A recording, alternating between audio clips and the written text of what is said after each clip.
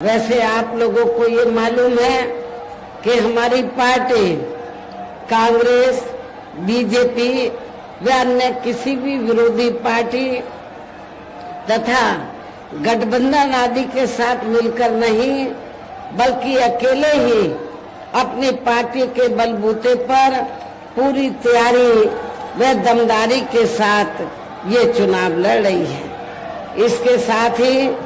हमने टिकट बंटवारे के मामले में भी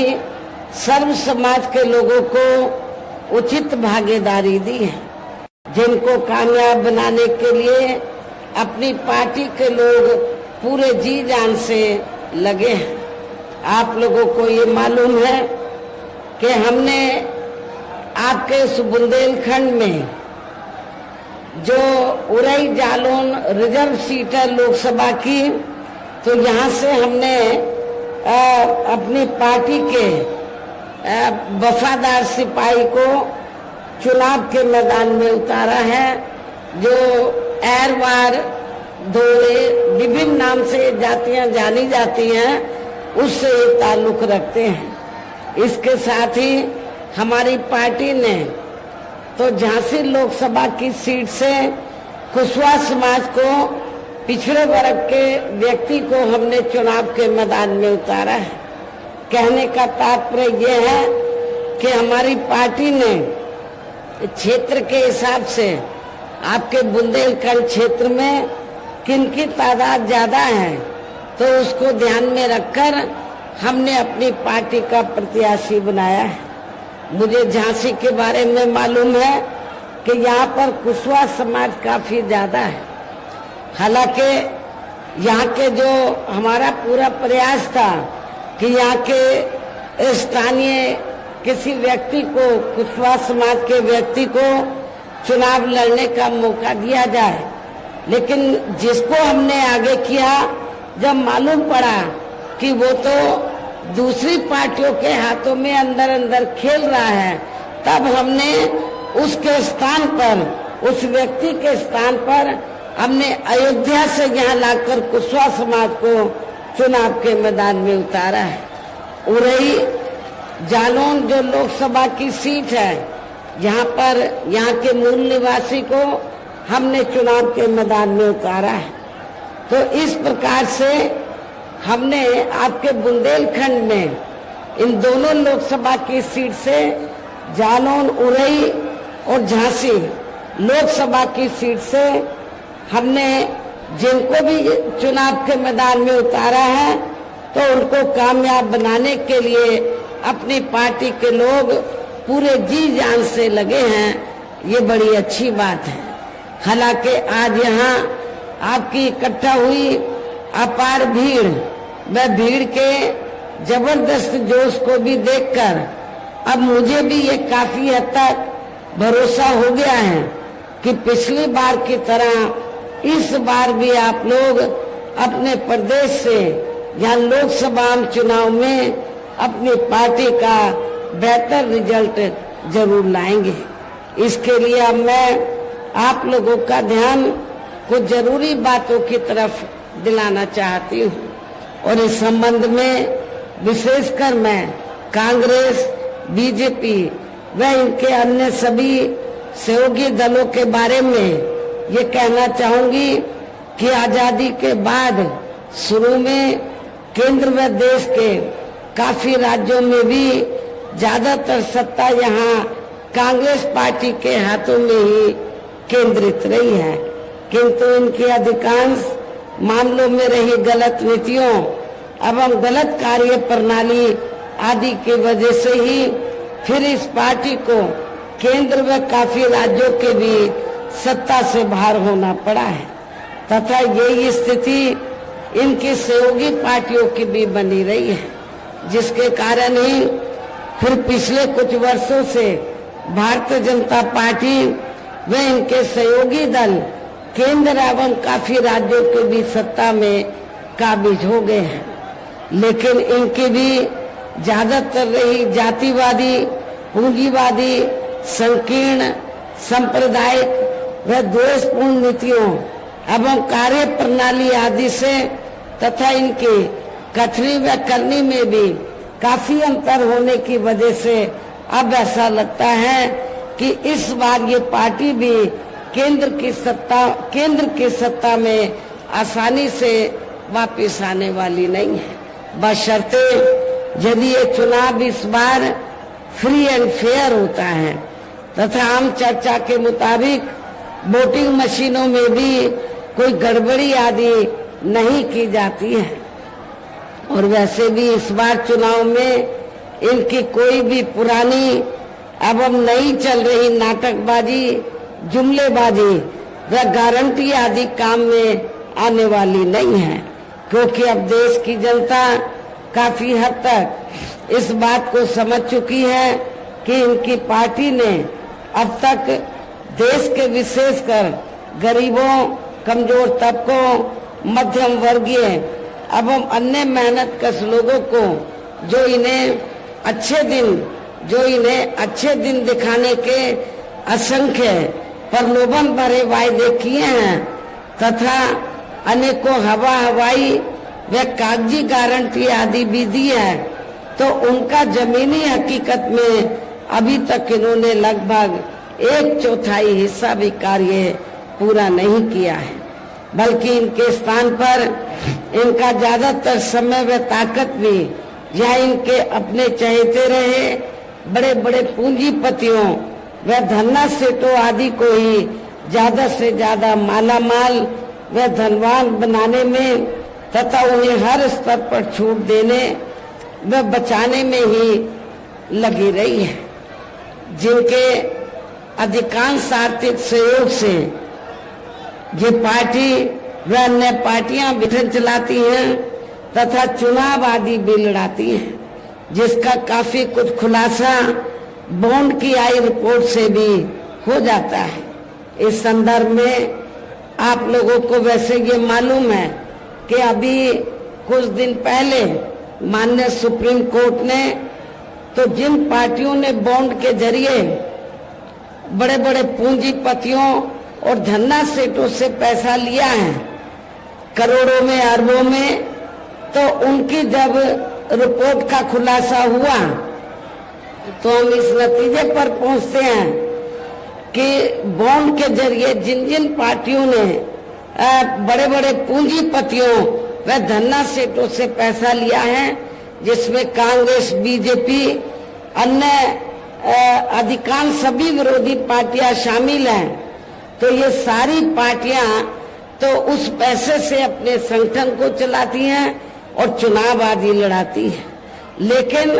जब ये रिपोर्ट का खुलासा हुआ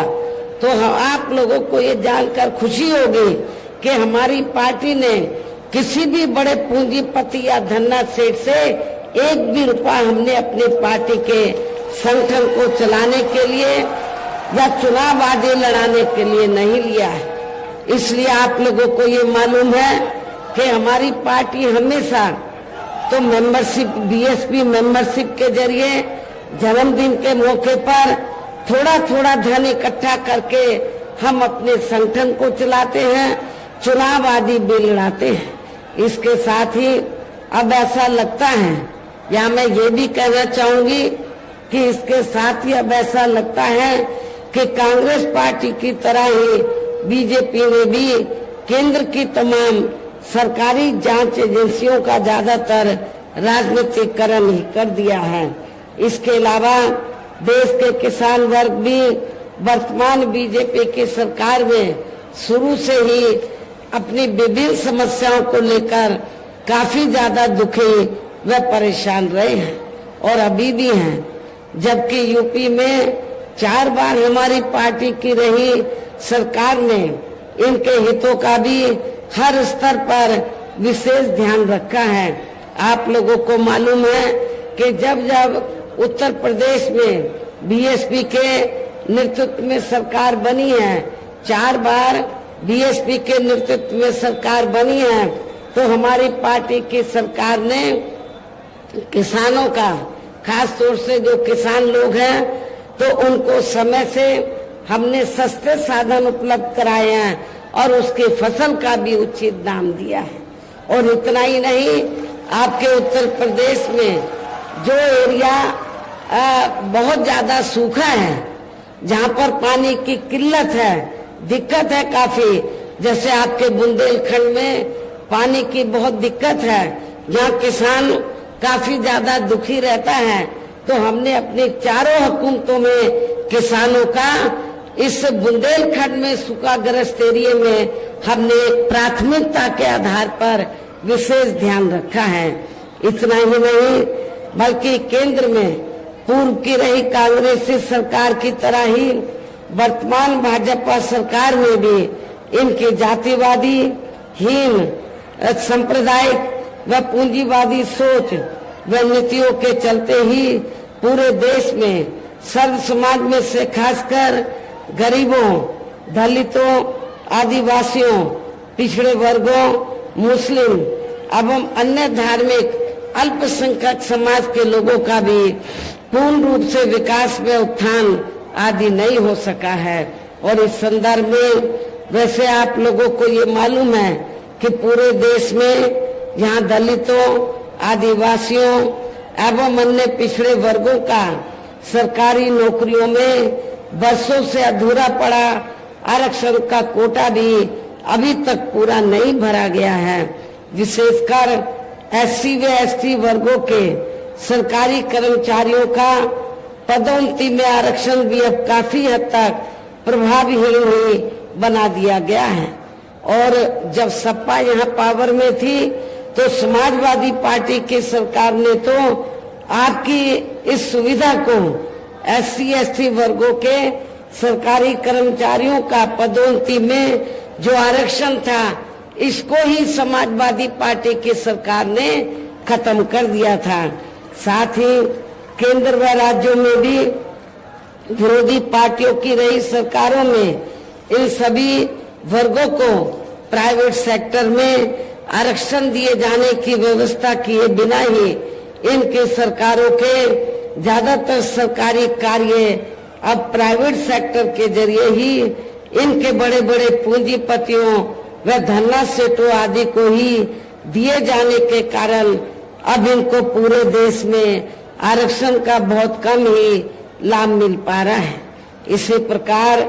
इनका अन्य और मामलों में भी शोषण व उत्पीड़न आदि होना अभी तक भी बंद नहीं हुआ है। इनके साथ साथ मुस्लिम व अन्य धार्मिक अल्पसंख्यक समाज के लोगों की भी हालत हर स्तर पर यहाँ काफी ज्यादा खराब व दयनीय ही बनी हुई है, जिसका काफी कुछ खुलासा सच्चर कमेटी की रिपोर्ट में भी किया गया है। इतना ही नहीं, बल्कि पिछले कुछ वर्षों से केंद्र व अधिकांश राज्यों में भी बीजेपी व आरएसएस की सरकारों के चलते हुए अब इनका विकास व उत्थान आदि होना भी काफी हद तक बंद सही हो गया है। आए दिन इन पर खासकर हिंदुत्व की आड़ में हो रही जुल्म जाति भी यहाँ काफी ज्यादा चरम सीमा पर पहुंच चुकी है। इनके साथ साथ अपर कास्ट समाज में से विशेषकर गरीब लोगों की भी हालत हमें कोई खास अच्छी नजर नहीं आती है। इनकी गलत कृषि नीतियों के कारण किसान वर्ग भी आए दिन आंदोलित ही बना रहता है, आंदोलित ही रहता है। साथ ही इनकी गलत आर्थिक नीतियों की वजह से देश की अर्थव्यवस्था पर भी इसका काफी बुरा प्रभाव पड़ा है, जिससे यहाँ विशेषकर छोटे एवं मध्यम वर्गीय व्यापारी वर्ग भी काफी ज्यादा दुखी व परेशान है। और अब केंद्र में पूर्व की रही सरकारों की तरह वर्तमान भाजपा सरकार में भी यहाँ पूरे देश में गरीबी, बेरोजगारी एवं महंगाई आदि भी लगातार काफी ज्यादा बढ़ रही है। देश में हर स्तर पर फैला भ्रष्टाचार भी अभी तक खत्म नहीं हुआ है। साथ ही अपने देश की सीमाएं भी अभी तक पूरे तौर से सुरक्षित नहीं है। ये भी बड़े चिंता की बात है। ऐसे में अब आप लोगों को देश में हो रहे लोकसभा चुनाव में कांग्रेस, बीजेपी व इनकी सहयोगी पार्टियों को भी केंद्र की सत्ता में आने से जरूर रोकना है। जिनकी गलत नीतियों व गलत कार्य प्रणाली आदि को आप लोग काफी हद तक आजमा भी चुके हैं। ऐसी स्थिति में अब ये विरोधी पार्टियां इस चुनाव में भी किस्म किस्म के साम दाम दंड भेद आदि अनेकों हथकंडे इस्तेमाल करके केंद्र की सत्ता में आने की पूरी कोशिश में लगी हैं, जिनसे अपनी पार्टी के लोगों को हर स्तर पर काफी ज्यादा सावधान रहना है। और इस मामले में विरोधी पार्टियां अपने अपने पक्ष में हवा बनाने के लिए खासकर मीडिया, ओपिनियन पोल व सर्वे आदि का जो बड़े पैमाने पर इस्तेमाल कर रही हैं, तो उनसे भी अपनी पार्टी के लोगों को बिल्कुल भी गुमराह नहीं होना है। इसके साथ ही विरोधी पार्टियों के विभिन्न रूपों में जारी किए गए इनके हवाई व प्रलोभन भरे चुनावी घोषणा पत्रों एवं वायदों आदि के बहकावे में भी अपनी पार्टी के लोगों को कतई नहीं आना है, जिन्हें ये पार्टियां चुनाव खत्म होने के बाद ज्यादातर अमल में नहीं लाती हैं और अब जिन पर से देश की जनता का अधिकांश विश्वास ही उठ गया है। ये खास वजह है कि हमारी पार्टी किसी भी चुनाव में अपनी पार्टी का कोई भी चुनावी घोषणा पत्र आदि जारी नहीं करती है। वैसे भी हमारी पार्टी किसी भी मामले में कहने में बहुत कम बल्कि कार्य करके दिखाने में ही ज्यादा विश्वास रखती है। और इस बात का सबसे बड़ा सबूत यह है कि उत्तर प्रदेश में 4 बार हमारी पार्टी के नेतृत्व में रही सरकार ने चुनाव में अपनी पार्टी के बिना कोई जारी किए गए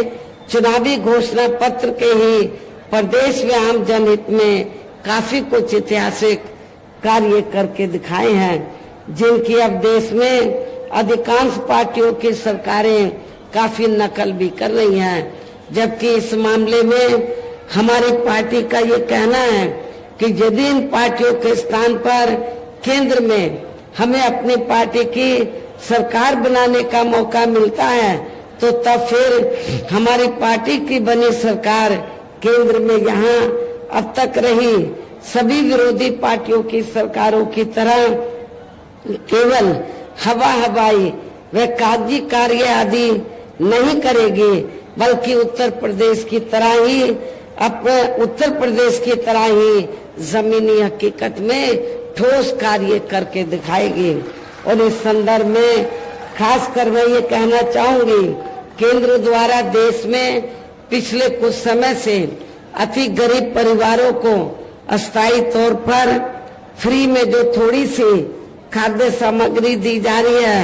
राशन आदि दिया जा रहा है, तो उससे इनका यानी कि गरीब लोगों का स्थायी तौर पर भला होने वाला नहीं है।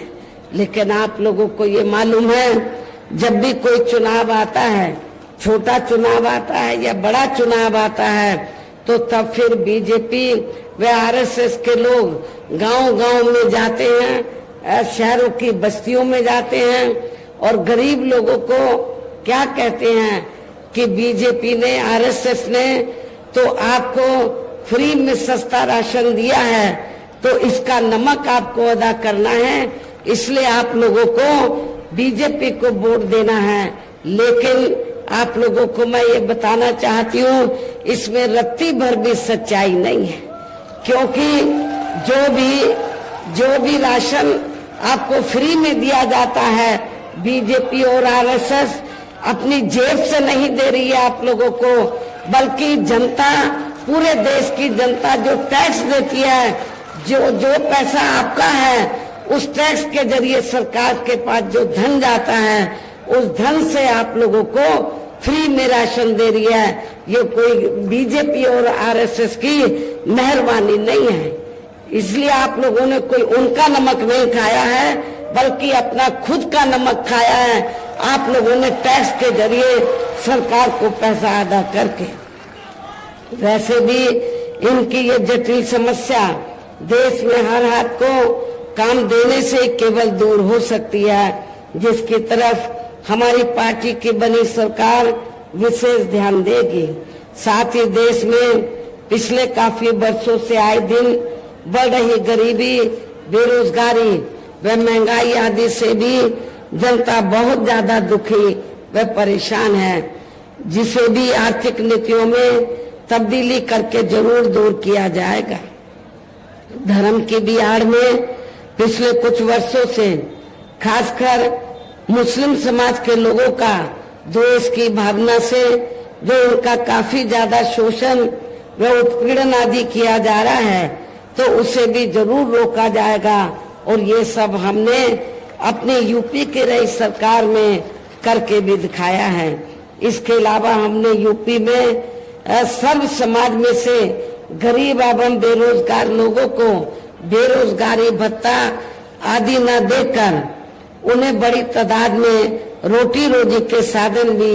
उपलब्ध कराए हैं, जो अब ये कार्य भी अधिकांश ठंडे पड़े हैं, जिनको फिर केंद्र में बीएसपी की सरकार बनने पर प्राथमिकता दी जाएगी। कहने का तात्पर्य ये है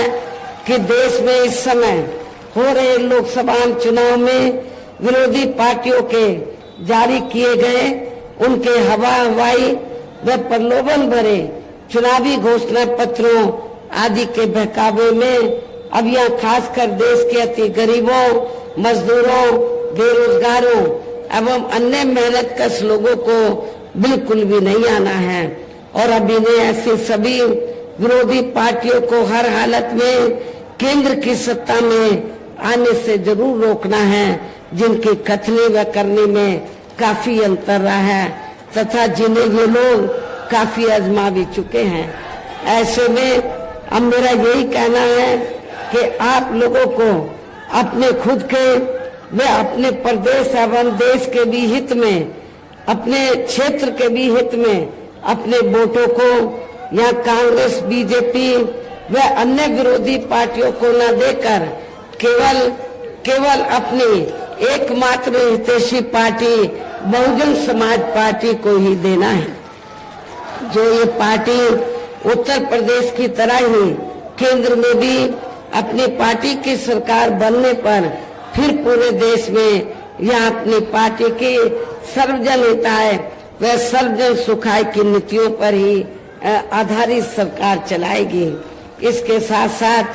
केंद्र से जुड़ी आपके क्षेत्र की जो भी यहाँ स्थानीय समस्याएं होंगी तो उन्हें भी फिर दूर करने का हर संभव पूरा प्रयास किया जाएगा। और आपका जो सबसे बड़ी समस्या क्या है कि बुंदेलखंड जो क्षेत्र है आपका बहुत पिछड़ा हुआ है। आप लोगों की लंबे अरसे से ये मांग रही है कि बुंदेलखंड क्षेत्र को अलग से स्टेट बनाया जाए, अलग से प्रदेश बनाया जाए। जब हमारी केंद्र में सरकार होगी तो इस मामले में जरूर सकारात्मक कदम उठाया जाएगा। आपके बुंदेलखंड को अलग से स्टेट जरूर बनाया जाएगा। साथ ही यहाँ गरीबों, मजदूरों,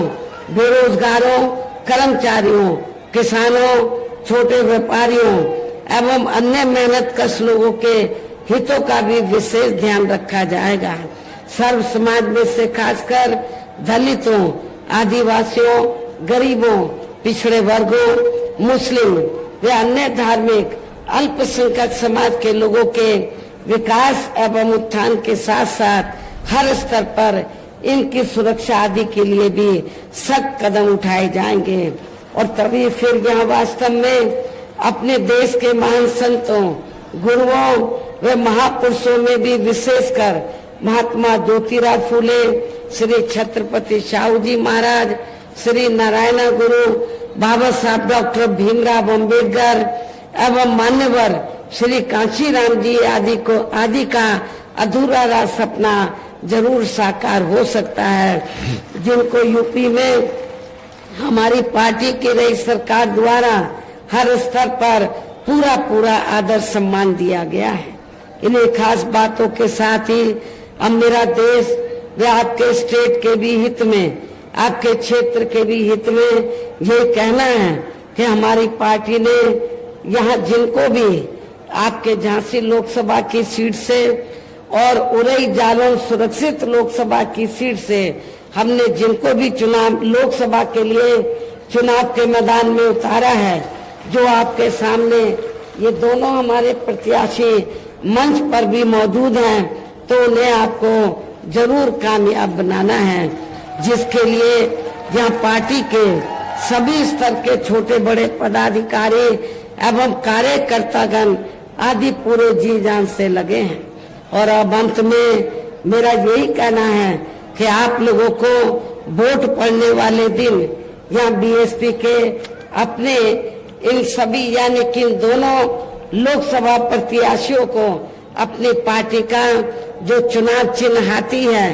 हाथी चुनाव चिन्ह के सामने वाले बटन को दबाकर इनको रिकॉर्ड तोड़ वोटों के अंतर से जरूर कामयाब बनाना है। इनको मेंबर पार्लियामेंट बनाकर पार्लियामेंट में जरूर भेजना।